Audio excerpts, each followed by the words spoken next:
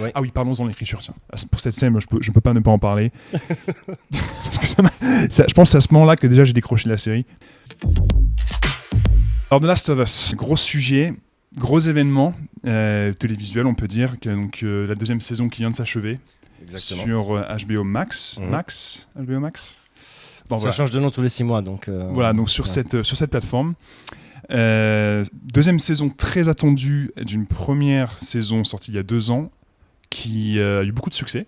Oui, c'était une première saison qui avait plutôt séduit dans l'ensemble, qui a plutôt bien marché. Et la deuxième, 2 ans plus tard, par contre. Oui, donc la deuxième saison ne t'a pas séduit? Pas pour une adaptation, enfin on va en parler plus en détail, mais la deuxième saison, je pense que là, il y a pas mal de choses à dire, on va dire. Ouais. The Last of Us, il y a beaucoup de choses à dire. Donc oui, nous allons faire on va un peu donner le contexte, on va un peu reparler de cette histoire qui est très connue aujourd'hui à la base. Donc Last of Us, c'est une série de jeux vidéo à énorme succès, sortie entre 2013 pour le premier et 2020 pour le deuxième. Donc qui suit dans le premier jeu principalement donc le personnage de Ellie qui va faire route au travers des États-Unis avec Joel. Ouais, Joel en VF, pour rejoindre un hôpital et potentiellement trouver un moyen de sauver l'humanité. On va dire plus. Cette partie n'aura pas de spoil. On partira après sur une discussion très en détail. Et là, il y aura des spoils dans tous les sens. Donc oui, dans le premier jeu, histoire finalement post-apocalyptique. Alors, il n'y a pas de zombies, mais c'est quand même un peu sur ce mode-là. Oui, c'est une nouvelle façon en fait de traiter le thème des zombies sans les nommer. Voilà. Mais au final, ça reste des infectés qui cherchent à tuer le peu d'humains qui restent sur Terre. Oui, il y a une apocalypse parce qu'il y a un virus qui... Les champignons, il y a un champignon qui infecte les gens, qui grandit dans leur cerveau, enfin qui grandit, Exactement. qui prend contrôle. D'infection, un champignon qui grandit dans le cerveau, qui prend le contrôle en fait et qui transforme les gens en tout type de monstres. Cordyceps, donc le nom du pignon. Ça fait un peu penser à Resident Evil dans le type d'infection. Resident Evil, c'est plus classique, c'est plus zombie, franchement classique. C'est un virus oui, ça y a côté virus. Qui laboratoire, etc. et qui commence à contaminer les gens. Il y a côté virus. C'est un thème qui était, à l'époque, pas mal de studios ont surfé dessus, etc. pour faire des films un peu du même genre. Last of Us se distingue parce que l'idée est un peu plus originale que les autres et surtout par un gameplay qui était juste incroyable à l'époque. Je sais pas si l'idée est plus originale que les autres, mais le traitement est plus original. L'intérêt de cette histoire, à la fois donc, pour les jeux vidéo et pour la série, c'est vraiment la relation naissante entre Joel et Ellie, l'intimité des personnages, la qualité d'écriture, tout ça, c'est vraiment ce qui a distingué à l'époque pour le jeu vidéo, The Last of Us du reste. Et donc énorme succès, hein, ça a changé en fait le monde du jeu vidéo. Tout le monde après la sortie de ce jeu-là a voulu faire du Naughty Dog, et donc le studio qui a créé les jeux, et a voulu sortir des jeux comme The Last of Us, hyper scénarisés, hyper spectaculaire, avec un niveau d'écriture et de jeu d'acteurs, on peut le dire, parce que en plus ils ont tous joué en motion capture. Hommage à Troy Baker qui joue Joel et Ashley Johnson qui joue Ellie. Donc voilà, vraiment niveau cinématographique, l'un des meilleurs jeux selon beaucoup de tous les temps. Moi, c'est un jeu que j'aime beaucoup. Mais voilà, donc le premier jeu à l'époque avait eu un énorme succès. 2013, 2020, le deuxième jeu sort. Bon, on va se passer sur tout les scandales qui ont entouré la sortie de ce jeu, mais l'histoire qui se passe toujours donc, dans ce monde. Voilà, on est dans un univers post-apocalyptique avec rempli d'infectés, les gens s'organisent pour survivre, il y a des factions, des groupuscules. Alors il y a des groupes de soldats, il y a des groupuscules plus ou moins terroristes, il y a des gens qui sont un peu entre les deux, qui s'organisent. On est catapulté directement dans cet univers-là, sauf que l'histoire est bien différente. Oui. En tout cas, l'intérêt de l'histoire est très différent. Dans le deuxième jeu, on suit principalement donc Ellie qui participe aux deux histoires, hein, mais qui est vraiment encore plus le cœur du deuxième jeu, et qui va en fait finalement, le deuxième jeu va beaucoup plus être une histoire de vengeance. Oui. Finalement avec les infectés, le côté zombie infecté qui est plus en arrière-plan. Donc le deuxième jeu est vraiment encore plus intense, encore plus brutal, et est une histoire assez classique de vengeance, mais racontée d'une façon exceptionnelle. Toi, tu les as fait aussi. C'est vrai, j'y ai joué. C'est vrai que entre les deux, je préfère le deuxième jeu, Last of Us 2, ça reste mon préféré, malgré toute la controverse, etc. Mais bon, on va y venir dans la partie spoiler. Mais c'est vrai que ce jeu-là, dans son parti pris, dans la façon de jouer, dans la façon dont il raconte l'histoire aussi, c'était la première fois que je voyais un truc pareil sur une console, et j'ai été happé, j'y ai passé des heures, c'était incroyable. Oui, absolument. Il faut mentionner forcément, parce qu'on y reviendra aussi après, Neil Druckmann, réalisateur des 2 jeux vidéo, donc des 2 de Last of Us, qui est aussi impliqué, qui est finalement le co-showrunner, le co-créateur de la série. Mais donc oui, Last of Us 2, c'est un jeu exceptionnel, c'est une histoire exceptionnelle. Alors là, t'as même plus l'impression d'être devant un jeu qui veut faire cinéma, t'es devant un film, quoi. La qualité d'écriture, la qualité de jeu, la mise en scène, tout, faut quand même tirer notre chapeau à Neil Druckmann. Donc voilà, on part de là. C'est ça la base. Donc maintenant, on a bien fait donner le contexte sur les jeux vidéo. On peut parler un peu de la série. Oui, parce qu'avec un jeu vidéo pareil, avec un tel héritage, une telle réputation, une adaptation télé était vraiment un événement que tout le monde attendait. Énorme attente. Tout le monde voulait voir ça. Donc la première saison, sortie il y a 2 ans, 2023, avec donc Pedro Pascal et Bella Ramsey dans les rôles titres de Joel et d'Ellie. Première saison, fidèle adaptation du jeu vidéo en termes d'histoire, en termes d'événements. On suit un peu le même parcours. Après, sur la qualité, je sais qu'on n'est pas d'accord. Moi, je trouve que c'est une saison qui est correcte, qui est honnête. Pour un post-apo, ça respecte les codes. Il y a quelques scènes bien spectaculaires qui fonctionnent bien. Après, c'est long, c'est un peu trop gentil parfois. Ok, mais ça reste une saison efficace. Alors, ouais, non, c'est vrai. Alors moi, je pense que ce qui va être aussi intéressant dans la discussion aujourd'hui, c'est que toi, t'as bien aimé les jeux, mais t'es quand même moins fan hardcore que moi. Moi, je les ai fait plusieurs fois, surtout le deuxième. On va un peu confronter nos points de vue. Moi, j'ai trouvé que la première saison se dégonfle beaucoup dans la deuxième partie. C'est-à-dire que t'as le pilote qui, alors là, énorme attente, tu te retrouves dans ce monde que tu as apprécié via les jeux. Pedro Pascal est un très bon acteur. Bella Ramsey, honnêtement, alors il y avait déjà une petite controverse au moment où on a su que qu'elle allait jouer Ellie, parce que physiquement elle lui ressemble pas. Enfin voilà. Mais les 2 sont bons et les moyens mis en place sont plutôt bien aussi. Il faut savoir que The Last of Us, la première histoire, le premier jeu et donc la première saison, on l'a dit, c'est une histoire classique, mais qui pour moi est élevée vraiment par l'entrée en matière, la première scène, la façon dont le jeu démarre et la façon dont ça se termine. Ah, oui. C'est-à-dire qu'au milieu, c'est classique. Au milieu, ça rappelle The Walking Dead, ça rappelle, je crois qu'il y a The Girl with All the Gifts. Donc le déroulé de l'histoire est finalement assez classique, mais par contre, l'entrée en matière, la baffe dans la gueule que tu te prends dès le début, et la fin qui est aussi une méga baffe, et qui en plus est ambiguë, invite à toi de poser plein de questions. Il y a un aspect philosophique, un aspect moral qui est hyper intéressant. Exact. Donc on passe pour moi, si on devait aller noter une note à cette histoire, au jeu, à cette histoire, on passe pour moi d'un 7 sur 10 à un 9 sur 10. Tu vois, parce qu'il y a l'entrée et la fin. Oui. Pour moi. C'est vrai que ça élève pas mal le niveau global du jeu. Après, sur la série, sur la saison 1, vu qu'il n'y a pas de gameplay, on regarde. Donc clairement, il y a eu quelques petites choses que j'ai moins aimées. Il y a des longueurs. Même si pendant ces longueurs-là, ils en profitent pour mieux expliquer la relation pour montrer en fait la relation naissante entre Joel et Ellie. Quand ils sont en train de marcher, d'aller d'une ville à une autre, etc., ils en profitent pour parler. Il y a vraiment des conversations assez intéressantes, même si c'est pas extrêmement profond. Ça reste une gamine avec la personne qui la protège et qui l'a prise sous son aile. Oui, non. Alors, c'est vrai que c'est une gamine dans l'histoire, mais je trouve que dans le premier, déjà un peu, et encore plus dans le deuxième, c'est un personnage qui est bien plus mature que ce que ses années montrent. Dans la deuxième saison, un peu plus. Ouais. Il y a tout le côté dans la première saison, effectivement, qui est bien rendu, de leur discussion, la façon dont ils tissent leur lien. Je trouvais que c'était un peu rapide, parce que forcément, tu as 9 épisodes. Oui. Et justement, ça, c'est un truc que je reproche aussi. On y reviendra. On y reviendra. Pour moi, c'est un gros problème. Pourquoi une série tellement événement avec une base de fans déjà acquise? Pourquoi tu fais seulement 9 épisodes alors que les 2 jeux sont longs? Il y a beaucoup d'histoires à raconter. Bref. Et surtout, si les 9 épisodes de la première saison t'ont déplu, je pense que les 7 épisodes de la deuxième saison te plaisent encore moins. J'arrive. On va y venir. Mais oui, donc moi, je trouve vraiment, pour revenir à ce que je voulais dire avant, c'est que ça commence fort. Pour moi, il y a vraiment 2 épisodes qui sortent du lot. Il y a le 3e où on se focalise sur 2 personnages qui sont très secondaires, extrêmement secondaires dans le jeu, et qui là sont le point de focal de tout un épisode entier. Oui. Donc le numéro 3, avec Bill et Frank. Et il y a aussi, parce que Last of Us, c'est quand même un jeu d'action à la base, un jeu d'action-horreur. Il faut quand même un peu rendre cette intensité sur l'écran de spectateur.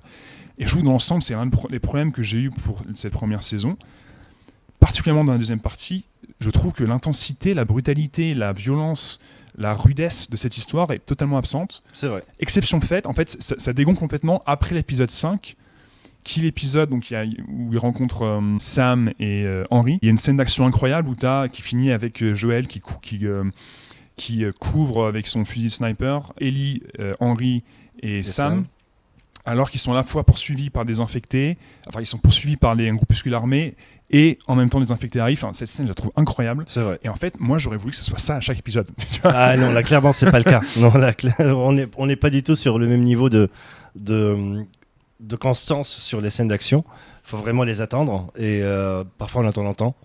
L'épisode 3, tu en parlais, c'est un épisode que je trouve extraordinaire. Pour moi, c'est, avec les pilotes, mes deux épisodes préférés de la première saison. Parce que au-delà de juste suivre l'histoire des deux personnages principaux, on prend un moment pour parler un peu plus d'humanité, comment est-ce qu'on peut vivre dans un monde qui n'est plus le nôtre, comment choisir sa destinée, etc. Sans en dire plus, mais c'est un épisode qui est juste extraordinaire. Nico Offerman est hyper bon, excellent. Extrêmement excellent. Bon dans un rôle à contre-emploi en fait. Enfin, exactement, c'est la première, peut-être la deuxième fois que je le vois jouer dans un registre un peu similaire. Honnêtement, j'ai été bluffé par sa prestation. En plus, le couple fonctionne bien. L'histoire, même s'il n'y a pas beaucoup d'action, on s'ennuie pas une seule seconde parce qu'on les suit, on est vraiment happé par leur histoire jusqu'au bout. Ça c'est l'une des libertés qu'ils ont prises dans la saison 1 qui vaut le coup parce que si on a parlé tout à l'heure quand on parlait des jeux, ce qui valent en tant que jeu, en tant qu'histoire, quand tu as déjà un niveau comme ça de fiction qui est hyper élevé, comment tu peux faire mieux en adaptant ça soit cinéma, soit série, donc là pour le coup série, en proposant des choses différentes. Et là pour le coup c'est intéressant, cet épisode est intéressant. Mais je trouve que voilà. C'est dommage qu'ils aient fait ça uniquement à ce moment-là. Je trouve que je l'ai dit tout à l'heure, la fin du premier jeu est hyper intense et incroyable. Et là je trouve que dans la saison, dans la série, ça fait pchit. Ouais. Donc la deuxième partie pour moi n'a pas convaincu. Donc pour moi, c'est pour un peu faire un avis global. La première saison, c'est 6 sur 10. Quoi. C'est vraiment, ça va mais sans plus. Je sais pas ce que toi tu Je mettrais un petit 7 moi. Ok, ouais. Donc un peu mieux que moi. Mais par contre la saison 2... Oh mon dieu, ouais, là on va passer du temps sur la saison 2, j'ai plein de choses à dire. La saison 2... Oh, oui, quel morceau. Saison 2. Saison de 7 épisodes, donc qui est sorti il y a quelques mois, qui s'est achevé la semaine dernière. Alors on commence par quoi en fait? Parce qu'il y a énormément de choses à dire. On peut peut-être commencer par le format.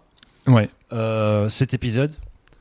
Pourquoi Voilà, pour un jeu qui dure 20-25 heures minimum, donc qui est le fois double. Plus que le premier. Exactement.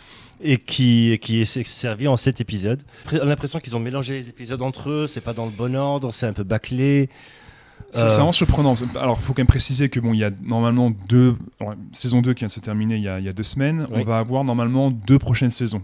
À moins que les audiences chutent, ce qui a déjà commencé au cours de la saison 2, à moins qu'il y ait une catastrophe. Saison 3, 100% confirmé, a priori saison 4 aussi. Donc ils ont vraiment dilué l'histoire du deuxième jeu, qui est, comme tu l'as dit, 2 fois plus longue, sur 2 voire 3 saisons.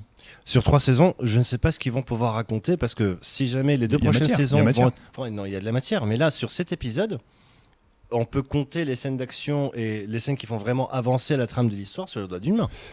Il y a des passages à vide, autant sur la première saison, quand Joel et Ellie étaient en train d'aller d'une ville à une autre, ils meublaient, ils parlaient, il y avait une construction d'une relation qui se faisait. Là, c'est des plans séquences où il ne se passe pas grand-chose.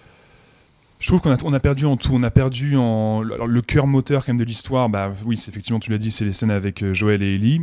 On a beaucoup moins ça dans cette saison, on en reparlera dans la partie spoiler, là on va un peu finir l'avis un peu global. Donc on a beaucoup moins ça. Je trouve qu'au niveau, alors je sais pas ce qui s'est passé, je sais pas si c'est moi, j'ai l'impression qu'en termes de qualité de production, les costumes, les décors, alors tout le monde, j'ai vu des interviews, des behind the scenes machin, qui disent les décors ont été construits, c'est super cher et tout. Mais ça se voit que c'est des décors. Enfin, je sais pas ce que t'en penses. Moi, je trouve que ça fait studio.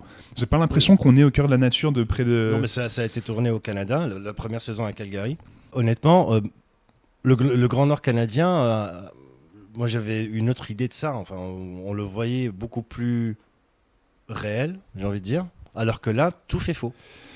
Et ça va en fait, ouais, c'est ça, et ça va avec, c'est en accord avec malheureusement l'écriture, les personnages et tout le reste de la série. Alors, encore une fois, il y a quelques flashs de qualité par-ci par-là. Je trouve qu'il y a 2-3 scènes d'action qui sont mieux faites que dans la première. Alors, on n'atteint pas les sommets de l'épisode que j'ai mentionné avant, donc la scène avec Joel le sniper. Oui. Mais il y a 2-3 scènes d'action, dont une grosse attaque à Jackson, donc la ville où tous nos personnages se sont réunis, vivent en autarcie, entourés de murs et résistent en fait dans ce monde apocalyptique, à la fois aux conditions climatiques et aux infectés qui sont en dehors des murs. Il y a une grosse scène d'attaque qui est super bien faite, à part un hyper gros problème d'écriture, et j'en reparlerai. Mais ça, c'était assez... Le niveau des moyens, c'est là. Il y a une scène dans le métro, épisode 4, je crois, avec Ellie et Dina, donc jouée par Isabella Merced, qui... alors, on le sait assez rapidement, c'est pas un très gros spoil, devient la copine de Ellie, on le sait quasiment du premier épisode. Et à part ça, encore une fois... On n'est pas dans l'intensité, on n'est pas dans la brutalité, on n'est pas dans la viscéralité que devrait être cette histoire quand on compare avec les jeux. On a l'impression que c'est un peu en roue libre en fait. Ils subissent plus qu'ils n'agissent sur la trame de l'histoire. Il y a très peu de tension. Il y a en principe, quand on joue aux jeux vidéo, il y a des moments où on est vraiment à cran. Et là, en fait, limite, on s'en fout. Totalement, on s'en fout. Et ouais, je suis d'accord. Tout fait studio, tout fait dilué à l'eau. Donc l'histoire du numéro 2, c'est comme une histoire où Ellie va se venger d'un groupe de personnes. Et ensuite, on pourra vite passer au spoiler parce que là, on va être assez limité dans ce qu'on peut dire. Ouais. Et les plans sont trop léchés, ça fait trop HBO qui fait du HBO. Tu sais, c'est joli, c'est bien. Regardez comme on a des beaux plans. En fait, je suis même pas d'accord avec toi parce que HBO, c'était quand même Les Sopranos, c'était du grain, c'était de la violence, c'était de la tension. Game of Thrones aussi. Game of Thrones jusqu'à la saison 8, bien sûr. Ouais. Mais sinon, HBO, ils sont capables de nous sortir des trucs bien comme sûr. Ça. Mais ce que je comprends pas, c'est que là, j'ai l'impression qu'ils ont pris ce qu'ils voulaient raconter dans la saison 2, ils l'ont dilué au maximum. Pour que ça plaise au plus grand nombre, pour qu'on aime tous les personnages. En fait, ils nous supplient de nous attacher aux personnages, mais ils les ont tellement édulcorés qu'au bout d'un moment, on n'a plus rien à faire. Ellie, c'est une catastrophe dans cette saison. On perd déjà beaucoup d'empathie pour elle. Personnellement, je crois que c'est, au vu des réactions en ligne, c'est quelque chose qui est assez partagé. Je crois que le personnage d'Ellie, Bella Ramsey, la pauvre, je pense qu'elle fait ce qu'elle peut avec l'écriture, mais elle est vraiment, elle devient antipathique. Et en fait, on s'en fout. Comme tu l'as dit, au final, on s'en fout. Donc, un univers où on y croit beaucoup moins, je trouve, parce que moins d'action, moins de viscéralité, moins de qualité de production, je trouve, dans l'ensemble. Des personnages qui ne nous emportent pas avec eux. Voilà. Il ne reste pas grand-chose. Saison 2. Il ne reste vraiment pas grand-chose. Tu donnerais quelle note, toi, pour la saison 2 ? Allez, un 2 pour les musiques de générique de fin. T'es dur, que... t'es méga dur, là. Ouais. Après... Ils mettent un peu de Pearl Jam, un peu de Soundgarden. On est à Seattle. Ils prennent par les sentiments. Ils rendent hommage à la scène grunge des années 90. Ouais, mais c'est un peu trop tard. Parce que pour le reste, il n'y a absolument rien à rattraper. Ah, tu mets 2 sur 10, toi ? Ah ouais, 2 sur 10. Attends, mais 2 sur 10, c'est du méga nanar, là. Ah ouais, tu vas me mettre dans une position, je vais devoir défendre la série. Non, mais là, clairement, je ne pourrais pas revoir. Il y a des séries que je peux revoir. Et là, il y a des épisodes. Notamment le 6 et le 7. Tu mets quand même une ou deux bonnes... Pardon. Tu mets une ou deux bonnes scènes d'action, tu mets Pedro Pascal dans quelques épisodes et tu mets... Ok. Alors pour moi, du coup, j'avais défoncé la série. Du coup, je me retrouve là à défendre. Non, pour moi, c'est du 4 sur 10. Allez, 5 si on connaît pas l'histoire des jeux. C'est que forcément, moi, je peux pas m'enlever de la tête l'histoire que j'ai vécue en y jouant. T'as un chef-d'œuvre d'un média différent, d'un médium différent qui est le jeu vidéo, et de l'autre côté, t'as une série hyper moyenne, forcément la comparaison fait mal. Oui. Mais oui, pour moi, c'est 4 sur 10. Après, si on peut commencer à parler un peu plus en détail. Allons-y, allez, maintenant on y va à fond dans les spoils. Et ça va faire mal. Non. Parce que faut bien que je m'explique et je pense qu'il y a des gens qui vont commencer à s'énerver si je donne un si vous voulez pas être spoilé et accéder à cette série de qualité qui est Last of Us saison 2, coupez maintenant. Saison 2. Ellie, mon Ellie. Qu'est-ce qu'ils m'ont fait à mon Ellie ? Enfer l'écriture de personnages. Elle passe vraiment du personnage central qui a de l'empathie, qui bâtit une relation, qui garde quand même son libre arbitre dans un monde où plus rien ne nous appartient. Et elle devient quelqu'un une brat, une enfant gâtée. Ouais, une ado. Mais en fait, son personnage n'évolue pas. Exactement. Dans le jeu, dans l'histoire qui est à la base celle des jeux, on passe effectivement d'une gamine qui est débrouillarde et qui est plus mature que ce qu'elle laisse paraître. On sent ses traumas, sa tristesse et tout. Elle le dit dans la première histoire, le premier jeu. Ma plus grande peur, c'est d'être seule. C'est de là que vient le lien hyper fort qu'elle a avec Joël, qui fait figure forcément de père d'adoption, clairement. Sachant que Joël, lui, dès la première scène du premier jeu ou de la série, perd sa fille dans une scène complètement atroce à voir, hyper intense et hyper dramatique. Oui. Et donc du coup, Ellie devient sa fille d'adoption. Donc voilà, une gamine, comme tu as dit, Brad, un peu, t'as envie de foutre des balles de temps en temps, mais attachante parce que vive, parce que démerde, parce qu'intelligente, et donc tu t'y attaches et elle t'emporte avec elle. Oui. Là, dans la deuxième série, elle n'a pas changé d'Iota, en fait, elle régresse un peu, elle est encore plus... Elle régresse, mais en fait, ils la font passer pour une teubée à un moment. Elle est complètement con dans la série. Il y a une scène où elle est en train d'entrer dans la pièce, et t'as Dina qui est en train de faire de la triangulation. Pour trouver l'endroit où pourrait se trouver, du coup, Abby, qui est on n'a pas du tout parlé du personnage d'Abby, qui est mais justement, personnage du jeu. Dans la version avec spoiler, on peut en parler parce qu'avant c'était un peu impossible. On y est là.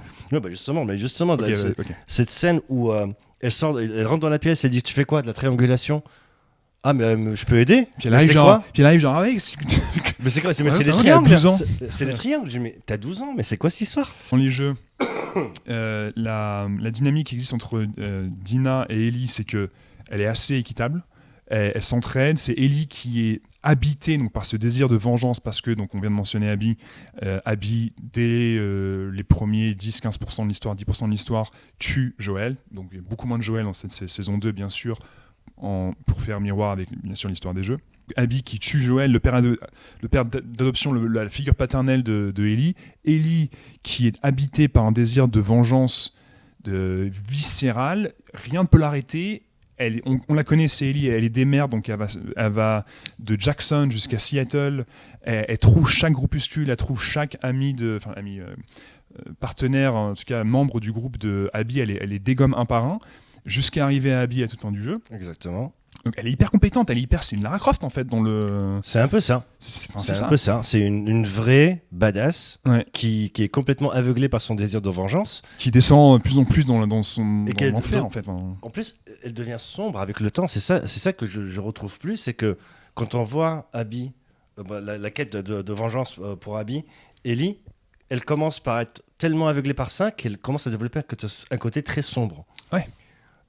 Où elle est obsédée par ça, elle endort pas la nuit, elle a une idée fixe, c'est ça. Et dans la série, on perd complètement de vue cette histoire en fait, qui est le cœur de la deuxième histoire. C'est le moteur de l'histoire. C'est le moteur de l'histoire. C'est là que c'est ce qui va faire évoluer le personnage d'Ellie de cette. Alors, elle a 19 ans, elle a 14 ans dans la première histoire, elle en a 19 dans la deuxième. On sent dès le début de la deuxième histoire qu'elle est vraiment affectée, qu'elle a grandi, qu'elle est adulte, qu'elle est bien, elle a perdu ce côté léger de la première histoire, et ça va aller en empirant tout au long de l'histoire quand elle va torturer des gens, elle va tuer des gens, elle va voir ses compagnons à elle mourir, Joël forcément en premier. En tout cas, c'est des compagnons des membres de son groupe, de ses proches, et donc c'est une descente aux enfers. Où à la fin elle s'en sort dans la fin du jeu et c'est un jeu hyper dépressif, Last of Us le deuxième. Dans le premier, autant dans la première histoire, donc la première saison aussi, autant le côté dépressif, sombre, hyper anxiogène du monde est contrebalancé par le côté, par la beauté de la relation, par l'espoir qui naît par la relation père-fille qui naît entre Joël et Ellie, donc ça contrebalance un peu. Dans le deuxième, il n'y a pas ça. Dans le deuxième, c'est la merde au début et c'est de plus en plus la merde. Et le personnage qui était censé faire un peu la balance pour pouvoir équilibrer avec une Ellie qui devient de plus en plus sombre, de plus en plus possédée par son désir de vengeance, c'est Dina. Mais elle fait pas le taf. Leur relation, en fait, elle tombe un peu à plat. C'est vrai que tu mentionnes un peu le côté qui fait un peu écho à la première histoire, qui est la relation naissante entre l'histoire d'amour qui naît entre Dina et Ellie, qui est la petite lueur d'espoir dans la deuxième histoire, dans le deuxième jeu. Mais là, ça prend une place non seulement ça prend plus de place, t'as moins le moteur principal qui est la vengeance, tu l'as beaucoup moins, tu le sens beaucoup moins, on sent beaucoup moins le côté désespéré de Ellie, et de l'autre côté, t'as plus cette histoire d'amour adolescente, mais pas traitée de façon mature, traitée de façon ado. Les deux, c'est des gamines, t'as l'impression qu'elles ont 14 ans toutes les deux, les dialogues des fois sont d'une pauvreté, c'est vrai, c'est affligeant. C'est assez affligeant, où du coup, en fait, tu perds l'identité de la deuxième histoire. C'est vrai. C'est pour ça que la deuxième saison, en fait, je sais pas dans quel ordre ça a été fait et quelle était la volonté de HBO derrière, mais j'ai l'impression qu'ils manipulent un peu l'audience parce qu'ils savent que ça tient pas la route, donc on va essayer de cacher des choses qu'on va divulguer plus tard dans la saison, qui vont expliquer des choses qui sont passées avant. C'est un peu de la prise d'otage émotionnelle ce qu'ils ont fait. Alors le jeu déjà est pas parfait à la base, même si je pourrais en parler des heures, mais c'est que dans le jeu il y a des gens qui critiquent le fait que alors, dans toute la deuxième partie du jeu tu incarnes Abby, qui est le personnage qu'au début tu détestes, que tu hais même, parce que elle est la raison pour laquelle le personnage que tu as appris à aimer, que tu as incarné dans la première histoire, est tué dès le début du jeu. Exactement. Et tu incarnes Ellie dans sa quête de vengeance pendant la première partie, et ensuite, deuxième partie du jeu, tu passes à Abby. Et là, claque dans la tronche de tout le monde. Alors là, il y a des gens qui, au début, ont cette réaction un peu viscérale et qui, après, apprennent à aimer Abby. Et moi, comme beaucoup, à la fin de la deuxième histoire du deuxième jeu, j'ai autant d'empathie pour Abby que pour Ellie. Oui. C'est la même histoire vide deux angles. C'est ça. En fait, pour moi, il y a des gens qui aiment pas dans le deuxième jeu le fait de pouvoir. Ça a été le scandale. C'était le scandale du deuxième jeu. Ouais. Alors qu'en vrai, je trouve que c'est le coup de génie de ce jeu-là.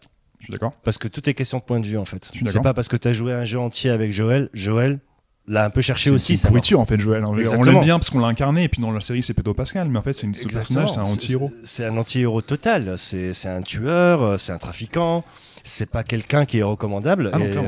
Mais quand on le voit de l'autre côté, du côté d'Amy, il a tout aussi raison de le tuer que lui, il avait raison de tuer son père au départ. Parce qu'on du coup on l'a pas dit à la fin du premier jeu, donc cette scène, comme j'ai dit, qui selon moi élève le premier Last of Us au-delà d'une histoire de post-apo classique, c'est que Ellie, qui donc, on l'apprend assez rapidement, est infectée, a le cordyceps en elle, mais ne se transforme pas en zombie, va être en fait le centre de la première histoire où Joël et Ellie vont devoir traverser les États-Unis pour se rendre dans un hôpital de fortune qui est géré par un groupuscule qui s'appelle les Fireflies, qui vont pouvoir normalement développer un vaccin. Oui.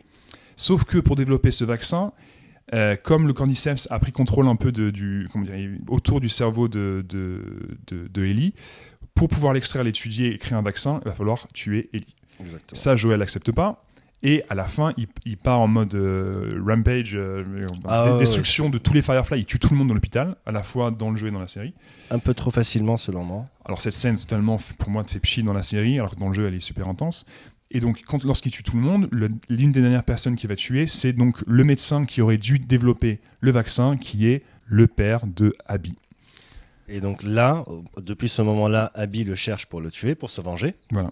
Mais vu qu'on la connaît pas encore, on la voit comme étant la méchante. Dans le jeu, on connaît pas, donc on la déteste, on la hait. Exactement. Et là, dans la série, ils ont fait l'inverse. Ils nous expliquent dès le départ que c'est elle, la fille du médecin, qu'elle a raison de se venger, etc. Parce qu'ils savent qu'une partie de la série va dépendre d'elle. Donc on lui crée un capital sympathie. C'est ça. On commence un peu à lui pardonner ça. C'est ça. Mais c'est la partie où, justement, encore une fois, on manipule un peu l'audience. Alors que dans le jeu vidéo, on se prend le truc dans la gueule et on est obligé de vivre avec. Jusqu'au moment où on a la prise de conscience, on se dit, les deux ont raison, les deux ont tort. En fait, on perd tout ce côté intéressant du jeu où, au bout d'une douzaine d'heures de jeu, quand tu dois incarner Abby, et là, il n'y a plus de Ellie qu'on a appris à aimer, à suivre, etc. depuis le premier jeu. Non, là, tu vas être avec Abby tout le temps, tu la détestes, tu commences un peu à l'apprécier et au final tu l'aimes, si le jeu a fonctionné pour toi, tu l'aimes autant que Ellie. Là, comme tu l'as dit, première scène, en plus on te propose Kathleen Dever, qui est une très bonne actrice d'ailleurs, mais qui alors elle a un joli minois, elle a un capital sympathique qui est même plus élevé que la Abby du jeu, qui est un tank. Terminator, un tank, et sa musculature dans le jeu montre d'ailleurs à quel point elle est habitée par son désir de vengeance. Elle s'est construit un corps pour aller défoncer Joël, quoi. Et elle le fait. Et elle le fait. Là, dans la série, la scène où Joël meurt, il est torturé avant d'être tué, etc. La scène est très graphique. Ils ont un peu exagéré. Mais je sais pas, il y a un truc qui fonctionne pas. Ok, il y a beaucoup de sang, etc. Pedro Pascal, à chaque fois, il se fait descendre. C'est horrible. Tu sais que Pedro Pascal, c'est pas Sean Bean non plus encore, mais il faudrait pas commencer à parler un peu de ses morts. Il y en a 5-6. Hein. Ouais, c'est vrai qu'il y en a. Mais c'est la première où on épargne ses yeux. Pauvre Pedro. La scène en soi est très intense. La réaction d'Ellie, elle s'allonge à côté de lui, machin. Elle est bien jouée, mais la mise en scène est quand même que donc dans la série, déjà, elle est beaucoup plus éclairée. On se tape le monologue de Kaitlyn Dever, donc qui joue Abby, pendant 5 minutes où elle nous explique pourquoi elle tue Joel. Donc en fait, on perd complètement le choc dans le jeu où une inconnue tue ton personnage préféré. Exactement, sans explication, sans passer 5 minutes à expliquer le pourquoi du comment. Il est vraiment gênant ce monologue, quoi. Genre, au bout d'un moment, moi j'ai décroché de la scène, j'ai vraiment décroché parce que au début, en plus, t'as un peu le trauma des jeux qui revient, genre non, Joël, ouais. Et puis après, t'as le monologue de 5 minutes, puis t'as envie de lui dire, bon, allez, tu finis, quoi. J'ai eu un maigre espoir en regardant cette scène-là. Je me suis dit, peut-être qu'il va se passer un truc, ils vont pas tuer Joël. Moi, je me suis demandé pendant un moment s'ils allaient avoir les coups de. Il y a déjà eu quelques libertés de prise avec le matériel original. Je me suis dit, ouais, ils vont peut-être trouver un moyen de le laisser vivre, etc. Ouais. Parce que Pedro Pascal était annoncé pour la saison. Ouais. Et là, c'était encore le premier épisode. Je me suis dit, c'est trop tôt. Ouais. Mais j'avais oublié aussi que l'un des mécanismes les plus courants dans la réalisation de fiction pour pouvoir amener des personnages, le flashback. Ouais, alors du coup les flashbacks, donc il faut savoir que l'histoire dans le deuxième jeu est vraiment hyper complexe, donc on passe à la fois de Ellie dans la première partie à Abby dans la deuxième, et au milieu de tout ça est saupoudrée une série de flashbacks où souvent Joël est inclus, pour montrer en fait la détérioration de la relation entre Ellie et Joël entre la fin du premier jeu et donc le deuxième jeu, la deuxième histoire. Parce qu'en fait, Ellie comprend, et c'est la fin de la première histoire, à la fois jeu-série, qui est hyper iconique, où Ellie qui sent que Joël n'est pas honnête avec elle et qui donc a trahi son désir personnel qu'elle avait de servir à quelque chose et donc via son corps, via son ADN, de servir de vaccin et donc de sauver l'humanité. Exact. Elle sent que Joël n'a pas été honnête avec elle et lui demande il s'est passé quoi vraiment dans l'hôpital à la fin, lorsqu'elle aurait dû être utilisée pour créer un vaccin. Et Joël lui ment en lui disant il y en a plein d'autres comme toi, ils ont apparemment besoin de toi, c'était pas possible de créer un vaccin à partir de tes gènes. Et alors qu'en fait, clairement, il va pas lui dire j'ai tué tout le monde pour te sauver, quoi. Tous ces flashbacks dans le deuxième jeu te montrent l'évolution entre ce doute original à la fin du premier jeu et à quel point la relation se détériore lorsque Joël s'obstine à mentir à Ellie, alors qu'Ellie de plus en plus elle sait qu'il y a quelque chose qui va pas. Oui. Voilà. Elle le croit plus du tout. Et il y a plein de mécanismes, et l'écriture est hyper complexe dans les jeux, parce qu'il faut savoir qu'au moment où Joël se fait tuer par Abby dans le deuxième jeu, Ellie est hyper vénère contre Joël parce qu'elle sait que Joël lui ment, et à ce moment-là, ils se parlent plus du tout. Exactement. Et non seulement Abby vole à Ellie son père, mais en plus, elle lui vole le droit de pouvoir régler ce problème entre eux. Exactement, de lui pardonner. Elle lui vole son pardon, en fait. Et c'est très mal écrit dans l'épisode 6 de Flashback, comme tu disais. Le moment, en fait, où Ellie apprend de Joël la vérité, que Joël l'a sauvé, l'a sauvé physiquement et donc a tué tout le monde à ce moment-là, au moment où elle apprend ça, où elle a cette confirmation, elle va quasi immédiatement le pardonner. Oui. Dans la même scène. Il y a des silences qui veulent poser l'ambiance, mais qu'au final deviennent un peu pesants. Ouais. Mais cette scène-là, sans dire un mot, il arrive vraiment à sortir tout ce qu'il a sur le cœur. Ouais. Et c'est l'une de mes scènes préférées. Il y a un point déjà sur cette scène-là que je donne à la saison. De par le jeu des acteurs, elle fonctionne plutôt bien, mais au niveau de l'écriture, ça va pas. Tu peux pas avoir Ellie qui pardonne à Joël au même moment où elle l'apprend à 100%, où elle n'a plus du doute. Ça n'a aucun sens. Alors que dans l'histoire des jeux, encore une fois, s'il y a une graduation, elle s'en doute, elle a la confirmation que Joël lui a menti. À ce moment-là, elle lui dit toi et moi, c'est fini, quoi. Genre, laisse-moi tranquille. Oui. Et ensuite, jusqu'à arriver à donc, cette même scène où ils sont sur un Porsche, c'est la nuit, où là, elle lui dit j'aimerais vouloir te pardonner. Oui. Bref, et donc voilà, donc tout ça pour montrer l'écriture qui est complètement bordélique dans cette saison 2. Donc si on fait les comptes. J'ai été vraiment déçu, mais franchement, je suis pas aussi fan du jeu que toi, mais je suis déçu du traitement qu'il a eu, de comment est-ce qu'ils ont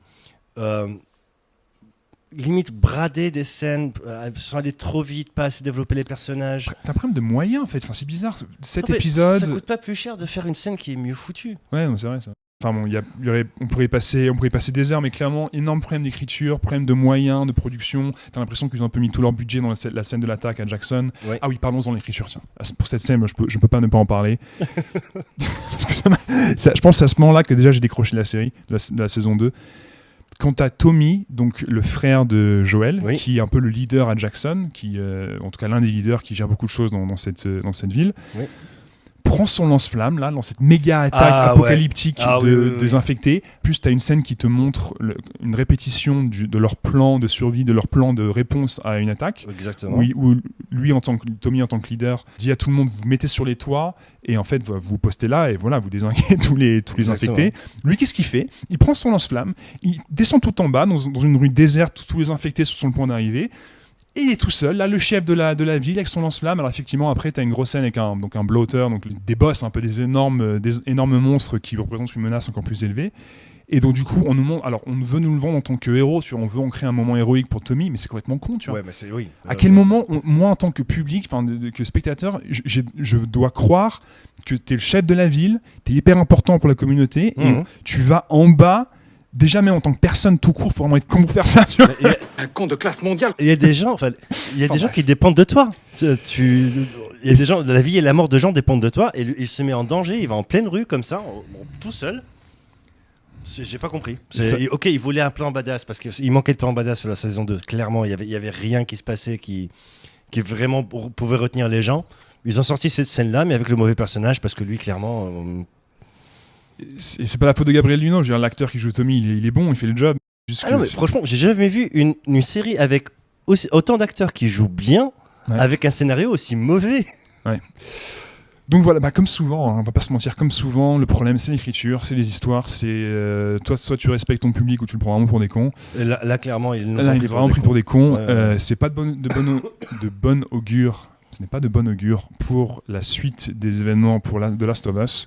Petit espoir quand même. Apparemment, la saison 3 va être axée sur Abby. Alors oui, du coup, comme ils respectent un peu le split, la séparation entre le côté Ellie et le côté Abby, cette saison était focalisée sur Bella Ramsey, donc sur Ellie. Saison 3 sur Kathleen Dever qui joue Abby. Peut-être qu'il y aura une amélioration, mais à mon avis, les producteurs, là, ils doivent commencer un peu à se faire dessus parce que... Là, la saison 3 est signée, c'est sûr, mais si jamais pendant la saison, les tests qu'ils font sur la saison 3 ne sont pas concluants, ils vont annuler la saison 4. Ils vont devoir bâcler et faire une saison de 7 épisodes pour tout le reste du jeu. J'ai peur. Et moi, c'est pour ça qu'au début, j'ai dit que saison 4 est normalement planifiée, mais qui n'est pas 100% sûr parce que... C'est pas signé. Je crois qu'il y a 55% de chute d'audience entre le début de la saison et la fin. Alors Bella Ramsey, j'espère qu'elle a les épaules solides en ce moment parce qu'elle se fait défoncer en ligne. Oh oui. Voilà, c'est pas de sa faute, je dirais, elle a fait ce qu'elle peut. Après, j'ai eu quand même ces moments où je me suis demandé est-ce que c'est une bonne actrice parce que ses répliques, son côté, comme tu as dit, Brad, son côté sale gosse, ressort beaucoup trop pour ce que doit être Ellie. Mais là, ça me prend pas la gueule, c'est vraiment complètement stupide. Donc, énorme déception. Si vous voulez avoir une histoire post-apocalyptique de qualité que vous avez... entre 20 et 40 heures devant vous, faut jouer aux jeux vidéo, c'est quand même là qu'est la vraie histoire de Last of Us, c'est là qu'il y a vraiment la vraie émotion, la vraie intensité. Voilà, c'est après, si vous n'êtes pas jeux vidéo et que vous aimez les post-apo, il y a un petit film qui sort dans 2 semaines là. Oui, effectivement, alors si on aime les zombies, si on aime les post-apo, 28 ans plus tard, on en reparlera probablement sur cette chaîne. Après, il faut revoir sinon La Route, The Road, avec Viggo Mortensen. Même le livre d'Eli avec Denzel Washington. Ouais. En post-apo, c'est pas mal. The Road, c'est quand même bien dépressif. C'est vraiment plus. Le livre d'Eli, il y a plus d'action. Ouais. Ça dépend si on veut vraiment un truc contemplatif. The Road, c'est parfait. Viggo Mortensen, super prestation. Mais voilà, c'est bon. Si vous êtes curieux, regardez la saison 1, dites-nous ce que vous en pensez. Si vous avez du temps à perdre, regardez la saison 2, dites-nous aussi ce que vous en pensez. Oui. Mais nous, ça ne nous a pas convaincus. Absolument pas. Si vous êtes restés jusque-là, merci de nous avoir suivis. Merci de nous suivre si vous nous suivez depuis quelques semaines jusque-là. Et bienvenue à ceux qui nous ont rejoints récemment. On est un petit groupe maintenant et ça fait vraiment plaisir. N'hésitez pas à commenter, n'hésitez pas à nous donner vos avis. Exact. Et si vous avez surtout des avis différents des nôtres, n'hésitez pas à les mettre en commentaire parce qu'on adorerait en parler avec vous. Oui, voilà, on vous expliquera pourquoi vous avez tort. Non, on rigole. Voilà, merci à tous et à bientôt sur Cinéphage. Au revoir. Ciao. Au revoir.